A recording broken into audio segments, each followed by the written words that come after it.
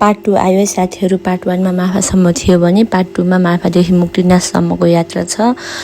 ज्याउ नमानिकन हेरिदिनु होला। हामी चाहिँ माफा बजारमा बसेका थियौँ त्यो दिन गएर, अनि बिहान 6 बजीतिर उठेर हामी मुक्तिनाथतिर हिँडेका छौँ साथीहरू। अनि अलि बिहानै जानुपर्छ भनेर हामी चाहिँ बिहानै उठेर हिँड्यौँ। अनि हेर्न सक्नुहुन्छ हामी जुमसुम बजार आयौँ। जुमसुम बजार यस्तो छ। अनि मलाई त अब फर्स्ट टाइम आएको, कता के रहेछ भने म चाहिँ एक्साइटेड हुँदै भिडियो बनाउँदै बसेको छु। अनि जे होस् मलाई चाहिँ राम्रो लाग्यो। अब घरहरू पनि हेर्न सक्नुहुन्छ यस्तो डिजाइनले बनेको रहेछ।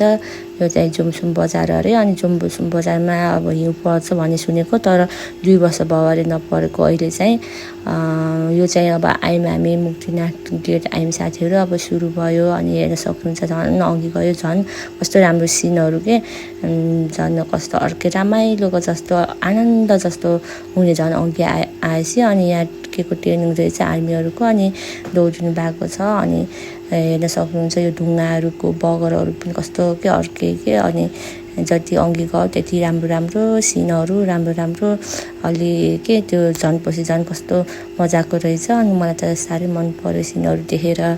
अनि यहाँ हेर्न सक्नुहुन्छ यो चाहिँ भेडा। अनि भेडालाई फेरि मान्छेले हेर्न नपाउने रहेछ, खै मैले सुनेर अचम्म पऱ्यो। यहाँ 1-2 जना कुकुर हुन्छ अरे, त्यसैले हेर्छ अरे भेडालाई भन्ने सुनेको। अब भएर त होला भनेको। कस्तो भेडा पनि तलदेखि माथिसम्म रहेछ। अनि हामी चोक पुग्यौँ। अनि चोकदेखि माथितिर लाग्ने होइन छ, यतातिर लाग्ने भने मुक्तिनाथतिर यहाँदेखि लगभग 3-4 किलोमिटर जति हिँड्नुपर्ने रहेछ। अनि गाडीहरू जान नदिने, अब घोडाहरू चाहिँ जान मिल्ने रहेछ। हामी फेरि घोडामा गएनौँ, किनकि अब मन्दिर जान जस्तो घोडालाई दुःख नदिउँ भनेर। अनि हामी चाहिँ 3-4 किलोमिटर हिँड्दै गयौँ साथीहरू। हेर्न सक्नुहुन्छ बाटो पनि ठिकै छ, हिलो भएको रहेछ। अनि यहाँ अब बेच्नहरू के राख्नु भएको छ।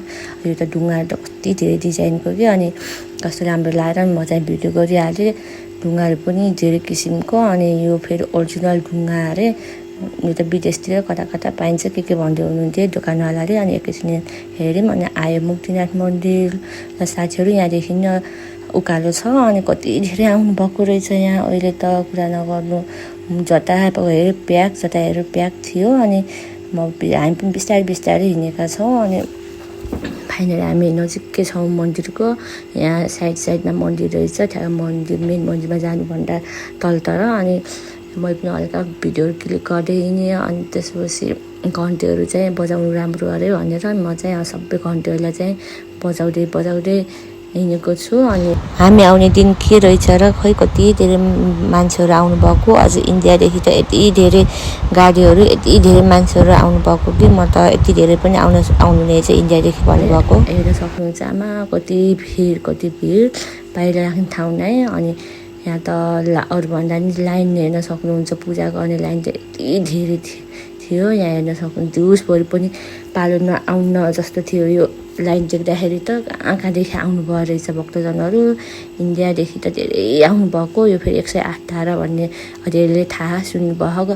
अनि नुहाइ पनि सक्नु भएको छ होला। अब नुहाउनेले त नुहाउनुहुन्छ, ननुहाउनेले चाहिँ अब टाउकोमा राख्दै हिँड्ने। यहाँ चाहिँ पोखरी डुब्नु पर्छ अरे। यहाँ त कति धेरै डुब्दै हिँड्नु भएको। अनि हामी फेरि अब